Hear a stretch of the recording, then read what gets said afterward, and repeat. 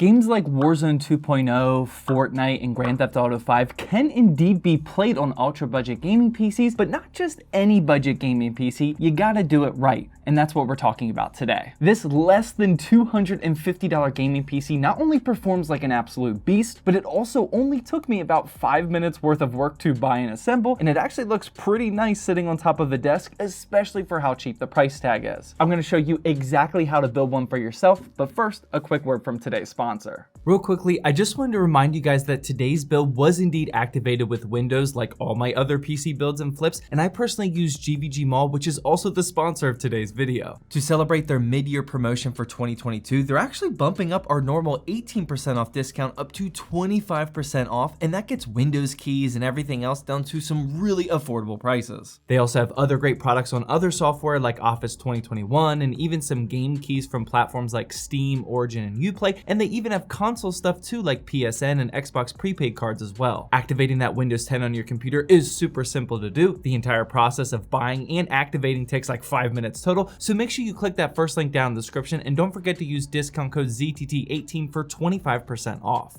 As my true and dedicated audience already knows, this is yet another simple formula on how to build an ultra-budget gaming PC. You essentially just buy an old OEM office computer like this HP Z240, you slap some upgrades in there, and then you're off to the races. This is always a super simple process if you know what you're doing, but let me get everyone up to speed in case if you haven't seen one of these videos before. For the Office PC itself, the reason why it's so cheap is because this was probably sitting at a huge corporate office for an employee years ago, and then the company went through and upgraded all of the PCs all at once, and they end up usually just getting rid of the old ones. These offices will often take out the hard drive so there's no security issues, but that ends up leaving a very capable and almost ready to go gaming PC that can certainly play PC games provided you put some storage and a GPU in there. Where you have to be careful though is you have to buy one that has a lot of good value, and that's what I'm going to try to explain real quickly. First, you should never pay more than $100 to $150 for an OEM build like this. I personally only ever pay over $100 if it has a much newer Intel 6th, 7th, or 8th gen CPU, but even those are getting cheaper these days, so that might change here soon. You also want to make sure that it has 16 gigabytes of RAM in there, because having to upgrade the RAM yourself will increase the price by anywhere from 20 to 50 bucks, which kind of defeats the purpose and the advantage of a cheap OEM build like this.